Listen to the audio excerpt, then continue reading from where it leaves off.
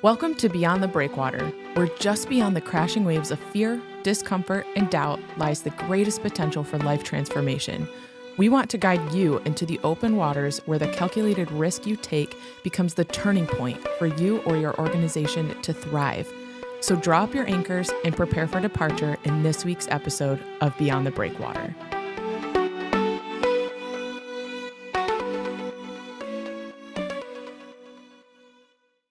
All right, welcome back to another episode of Beyond the Breakwater. And today we are going back beyond the border. I'm Lyndsay, and with me today is Ed. Great to see you, Lyndsay. Yeah, you too. So last week, we'll just do a quick recap here. We went beyond the border into Mexico, and we looked at what it looks like to do missions beyond the border. What does it look like for Alice in America versus Alice in other countries, and how this model translates across the border. So if you have not listened to that episode, I would say just go back and listen to it. But a quick recap is I went to Mexico last week with an organization called Baja Bound. And Baja Bound is amazing. Their model is working there.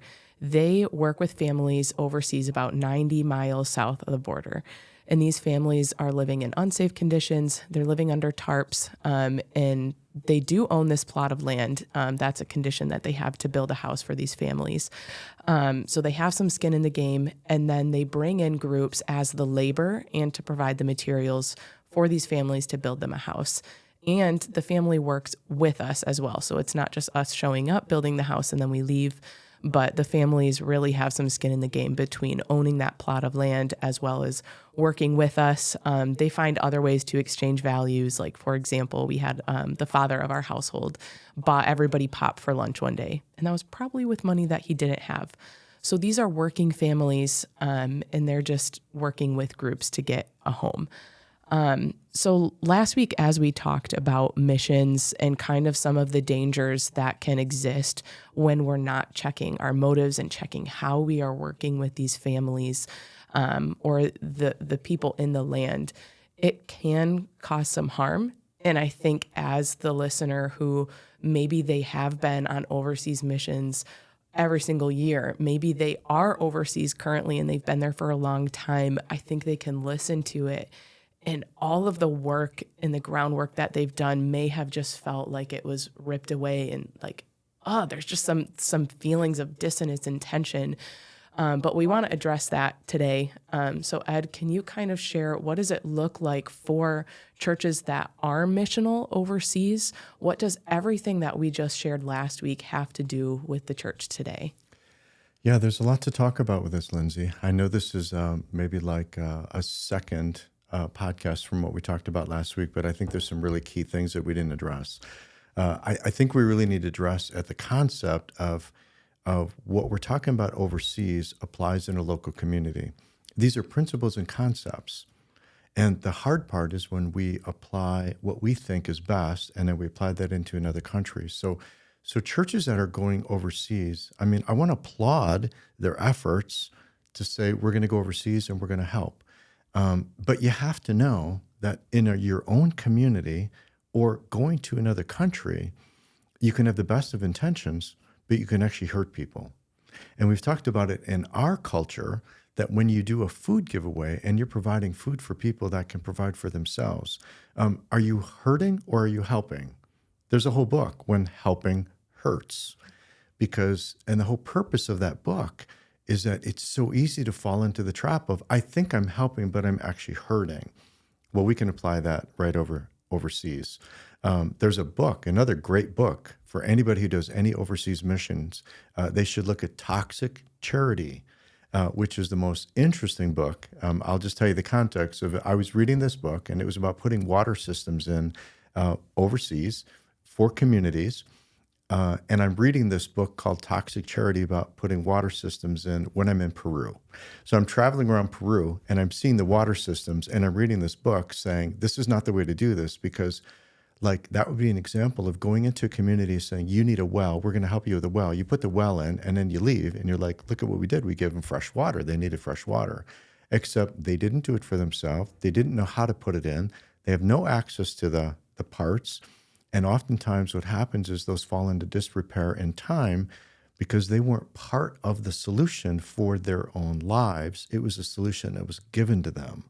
And I think we have the same danger in our culture and our communities that when we have a great solution for, quote, those people, whoever those people are. And I think we run the danger of doing the same thing in our own communities. But for some reason, this is the thing that I can't quite understand, that churches find it easier to go overseas than they do to walk across the street. Mm-hmm.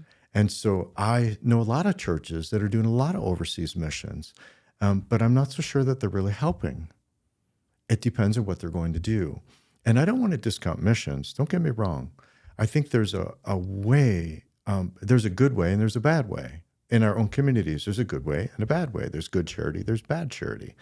I will tell you the best mission experience that I've ever seen is that when I was in Guatemala and we had a team come down, the Guatemalan team, were building a church.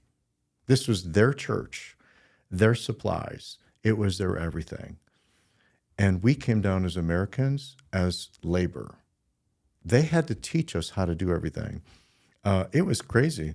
Building a straight wall with no laser levels, no levels, 4-foot level, 2-foot level. We did it with string and weights.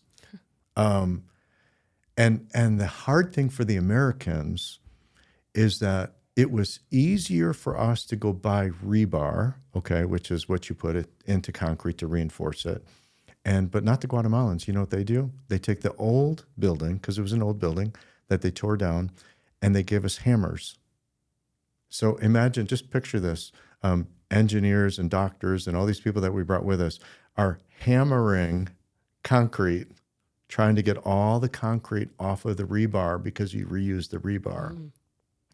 And then you take the concrete and you bust it up with your little hammer into small pieces, and then that becomes the base for the new floor.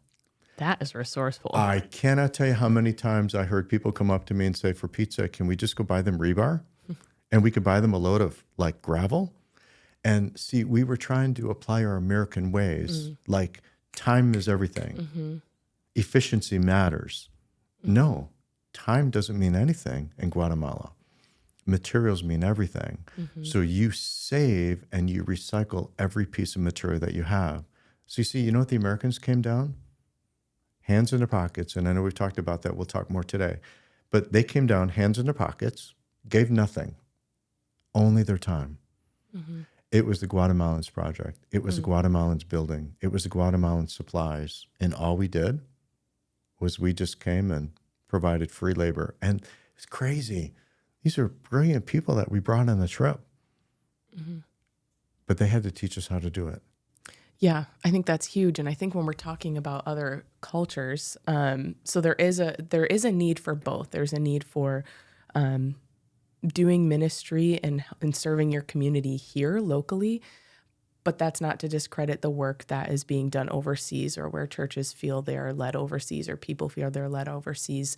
But I think what we're saying and what I'm hearing is that there is a way to do both. You just have to examine, and you can't enter into a culture and disrupt everything and how they've built to do it, to enforce how we do it in America. But like, we really have to let them teach us and use their model, even if it's like, oh my goodness, like we could get this done in a second. Yes. I saw that in Mexico too. We had paintbrushes, and they were kind of cheap paintbrushes. And so after you've been painting in the heat all day, and they sit overnight and you use them again, they get all clumpy and whatnot. And we had thrown them away. But the family, the little 3-year-old girl, went into the garbage bag and pulled out all of those paintbrushes. And she went down to her home, and she had spent like hours washing out these paintbrushes to even just get all the paint off. And they were still all scraggly, but that's a valued resource to them. And we just live in so much excess and quickly want the time and want something new, but we can't enter into another culture and impress that on them. Say that again. How old was that girl? 3. 3 years old. 3 years old. She was taught it as 3-year-old to work. Yes. And I think there's a lot of value of that she was, as a 3-year-old, she was cleaning the paintbrushes that the Americans wanted to throw away. Yes. Oh, hardest little 3-year-old worker I've ever seen. It was incredible. She would paint boards with us. She would follow her mom around, watching every single thing that her mom would do. And when her mom would leave that project, the little 3-year-old would stay there, continuing to do it. And it wasn't just like, okay, we'll give this little 3-year-old an odds and ends job. Like, she would paint a whole board, and that was something that like it helped us. We knew Right. that she would get it done, and she had the detail to it, and she would clean up. Like, she was so good at like making sure a space was clean and preserving these materials to be used again. See, that's a cultural thing that we don't allow a 3-year-old to be playing on an iPad while the adults are working. And I think there's the difference. You know, sometimes we think we have it better, that we're saying, here, to a 3-year-old, play with my phone, play with an iPad, you do that while I'm going to get the work done. Well, when you're in a culture that there's no safety net, everybody works, and you learn from a young age, everybody works in this house. This is how we make it. But I want to apply the concept here. See, because sometimes we go overseas and we apply our principles into a culture, like throwing away. It'd be quicker to just throw them away and just buy new. Yes. No, that's a violation of their culture. I think sometimes we do the same thing here. And I might have mentioned this, but I want to talk about it again, that we had given away a lot of food before we knew better. We had a coffee house on Main Street for about 8 years, and it was an amazing coffee house. About 75,000 people go through there every year. And we took the tips from the tip jar, and instead of giving them back to the baristas, we bought food for the community. And so we gave away 275 tons of food in those 8 years. And we decided to interview the people that were the recipients of the food. We thought we knew better, which is why we did it for them, whoever the them is. And we invited the people that we were serving and said, your time is valuable. So we gave them all a gift card for $10 to Save a Lot grocery store for an hour of their time. And we would ask them, what do you like? What do you not like? What's good? What's not good? I have to tell you, that was a life-changing moment for me, because I'll never forget the person who said to me, Ed, we appreciate the heart and the gesture, but I want to be honest with you. We hate this. What? You're demoralizing us. You're stripping us of our dignity. You're dictating what we eat. We're diabetic and you're giving us all these carbs. We can't even make a meal with a lot of stuff you're giving us. Some of it's expired. Well, it was all expired. Some of it's spoiled, and we have to throw it out. When they told me what we were doing, I felt horrible. I thought we were doing good. We weren't.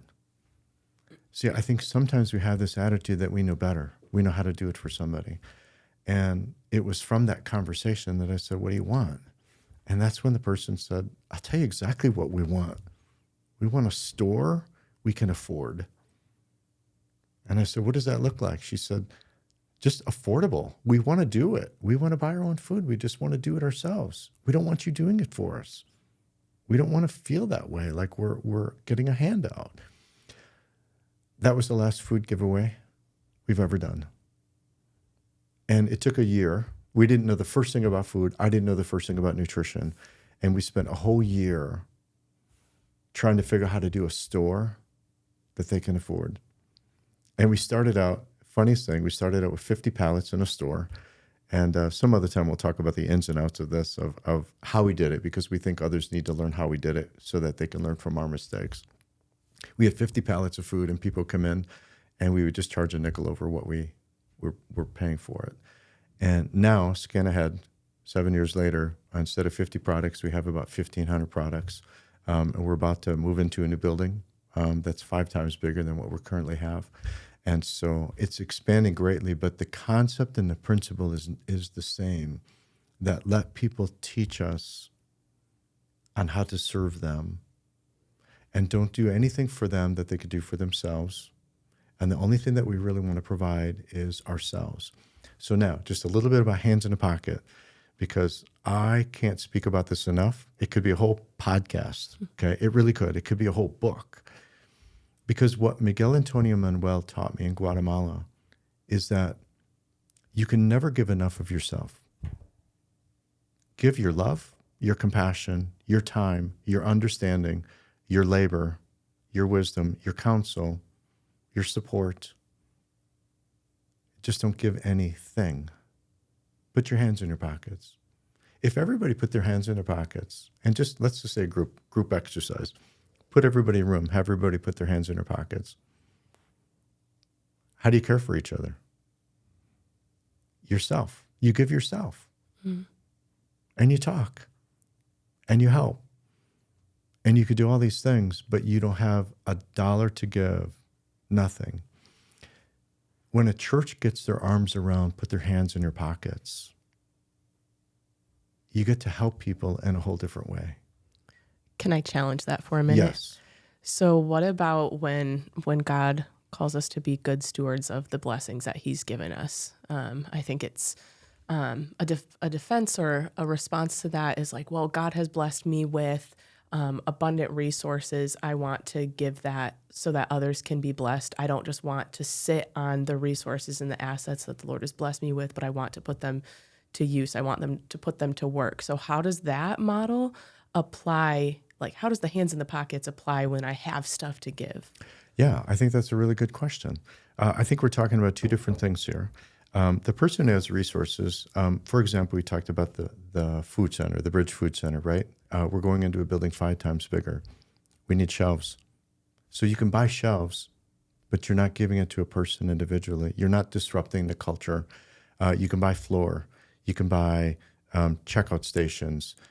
You can help pay for lighting. You can help pay for, a person who has resources can give, but what we're not doing is we're not giving dollars to a person, especially, and I know we've talked about this, there's good charity and there's bad charity. Bad charity is when somebody can do it for themselves and you give money. We should be giving a job. Take that money and give a job. And let them work for it, because then they're going to feel, and you can be super generous. I mean, you can pay them a huge wage. Let them earn it. That's different than, oh, you need money for your rent? Okay, here's money for your rent. I'll just give you money. Especially a person who's working. Figure out how to help them change their circumstances. Using your resources to help change their circumstances to put them in a better place so that they'll never need you again. That should be the goal of all charity. For some good charity is when you're helping somebody be able to help themselves so they never need it again. Bad charity is when you're doing something for somebody that they can do for themselves. Like if you give $100 to a person who could have had a job, but you give them $100, that's really bad charity. Also, really good charity would be the person who is incapable, mental health reasons, sudden loss, had a fire, sudden loss of job, no safety net. They're scrambling. They can't pay their mortgage. There's a season and a time to come in and help in a crisis, but we got to be careful that doesn't become dependency.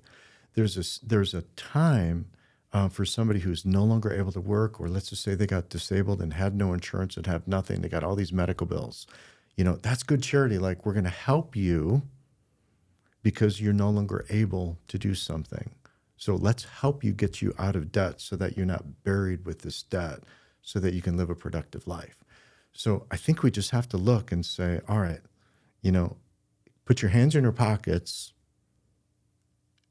give of yourself. Mm-hmm. So I want to go back to something that you had said in regards to listeners engaging with this content in a way that, like, listen to where we have been and the mistakes that we have made. I don't think we're sharing this information saying, like, look at us and all the stuff that we're doing, but we've been there. We've been in the situation where we have a food giveaway and we're like, oh my goodness, this is amazing. We just gave away so much food, but we didn't realize the hurt that we were causing until we listened. Right. And so I think all of this information that we are sharing to the listener who might be in that same space that we were once in, that we were once overseas and we enforced our culture on them and that created a lot of harm. Oh my goodness, we didn't know. I wouldn't have done it that way.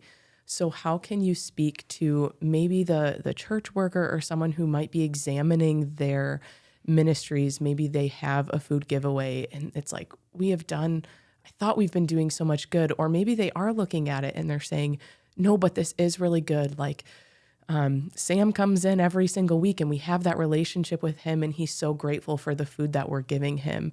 What do you say for the people who are in those ministries of giving things away for free and they are seeing an impact? Is there a way that they can tweak it to be something that is like tenfold impactful? Speak to that ministry worker. Yeah. Okay. So you got a couple things. I'll see if I can address them. If Sam is coming in and getting food and you're giving food and you're developing that relationship, is Sam a person that can provide for themselves? Then you're robbing Sam. But if you give Sam a broom, that's how you can tweak it. Sam, would you come in 15 minutes early next week and would you mind sweeping? Earn it. We're happy to give it to you, but we want you to earn it so that you can walk away and say, I paid for this.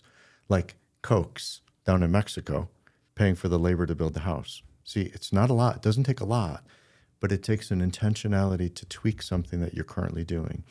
Here'd be another example. When sometimes we made this mistake for a long time, people come to the bridge and let's just say I was serving at the bridge and somebody brings a friend in who needs some food. And they would say to the friend, let's go to the bridge and you get to pick food out and I will pay for it. And we would watch the demeanor of the person. It was downcast. It was depressed because they knew they couldn't afford this and their friend had to buy it. And when they check out, we try to engage the person getting the food. Like, that was really nice of this person. And person who was buying the food felt really good. You know, person getting the food felt really bad. And we watched this. And then we had an idea. It was just an idea. When the person came in and said, I have a friend who needs some food, we said, we have a different way we want you to try. Buy a gift card for your friend. And they bought a gift card. And the friend was handed a gift card. Do you know everything changed? They walked around the store. They had a gift card. They were going to buy it themselves with their own gift card. And we were like, hey, we're onto something. Then we, through the credit card, you know how credit card companies give, points back or whatever. Mm-hmm. So our church had credit cards and we were getting points. So we exchanged all of our points for gift cards, okay? We could have hundreds of dollars of gift cards. We started to sell the gift cards. So a person would come to us and we're like, we think we're onto something. So we said, we got a $25 gift card for gas. We're going to sell it to you for $10. They're like, what? $10? They're like, sure. So they would pay us $10 for a $25 gas card. And then they go get their gas card. So they got $15 free. That was a game changer. Same gift card for sale or for free. So then when people come to the bridge with a friend, we would encourage the friend, can you put anything towards it? What do you have on you that you could put towards this? Got a nickel? Got a quarter? Got a dollar? Buy the gift card. Game changer. So the funny thing is with these gas cards, right? We'd sell them for $10 for a $25 gas card. They would say, what do you do with the $10? I said, oh, you're buying the next person's gas. And they're like, what? Like, yeah, we actually did a whole system of this. We took 40 cards for $25, $1,000. And when you sell 40 cards, you have $400. Then we go out and buy 16 more gas cards. And then we would sell them for $10. Now we had $160. So then we could go out and buy, 6 more cards and then sell for $10. So we actually took $1,000 and turned it into way more than that. Somebody can do the math. It's pretty remarkable.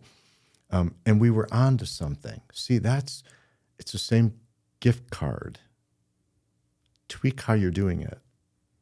Now it's a business deal. It maintains dignity. They had a chance to buy somebody else's gas. They feel good about helping the next person. At the same time, they got $15. Everybody wins. So sometimes it's just doing what you're doing, tweaking it a little bit to protect everybody's dignity, and yet provides an avenue for people to do it for themselves, and everybody wins. Mm-hmm. The person who gets to be a part of this didn't give $1, just themselves. That's what's really cool. Yeah. And like we've talked about, that applies to both here and overseas. Yes.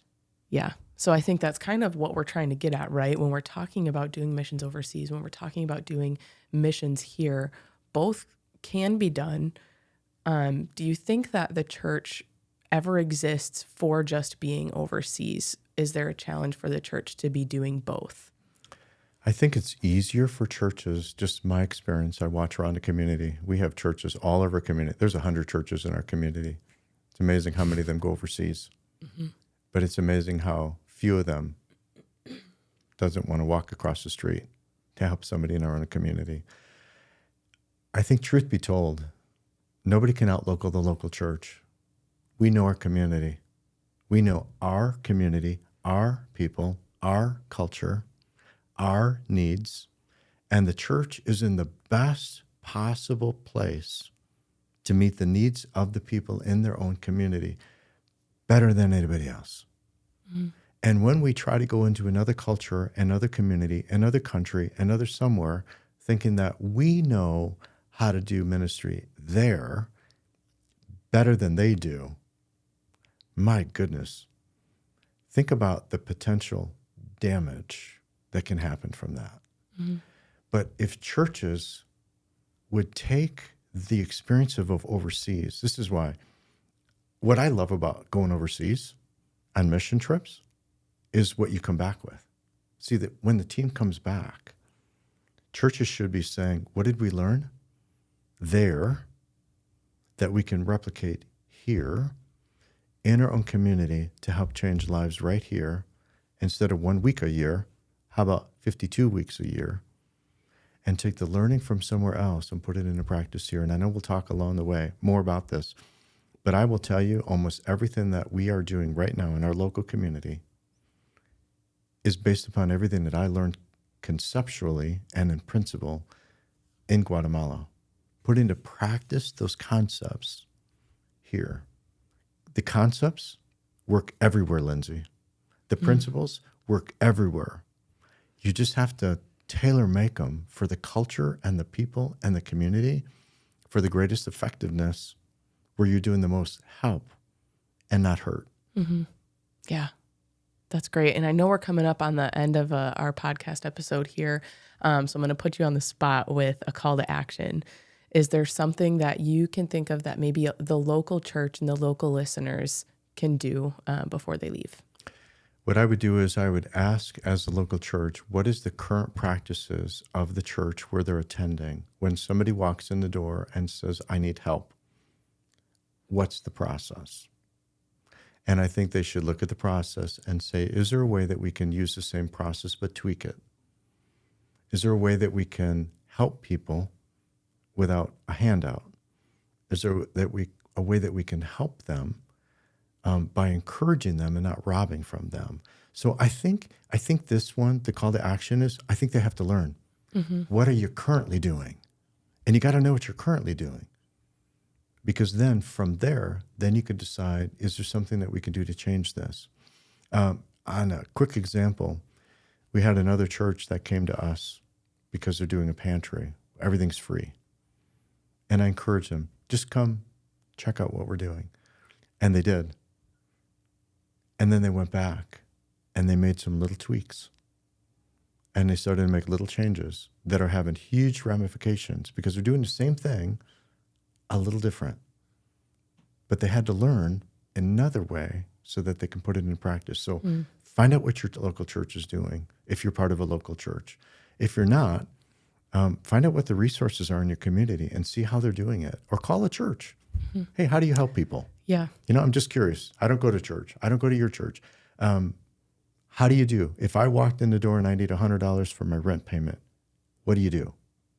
And that might be really telling. Or ask, if I need food, what do you do? That's a really, really good place to start. And I think you said it, it's doable. There was a church that was doing these ministries and they just made small tweaks. Yes. And so I would encourage listeners, as you're listening to this podcast, as you're assessing, as you're asking your church or other churches what they're doing, we want to help. We want to start the conversation with you. So you can reach us at hello@beyondthebreakwater.org. We would love to walk you through this process because I think that some of where the best learning comes is in that debriefing and as you're processing, thinking through as things come up inside you, emotions that are defensive or you just really want to know more about them, like please reach out. That's what this whole podcast is here for. So yeah, we'll see you guys next week. Thanks for tuning in to this week's episode of Beyond the Breakwater, a podcast of Elevate Community Ministries. Don't let the conversation stop here. You can email us at hello@beyondthebreakwater.org. We would love to chat with you, answer questions, plan a visit, and help you take your next step. We'll see you next week.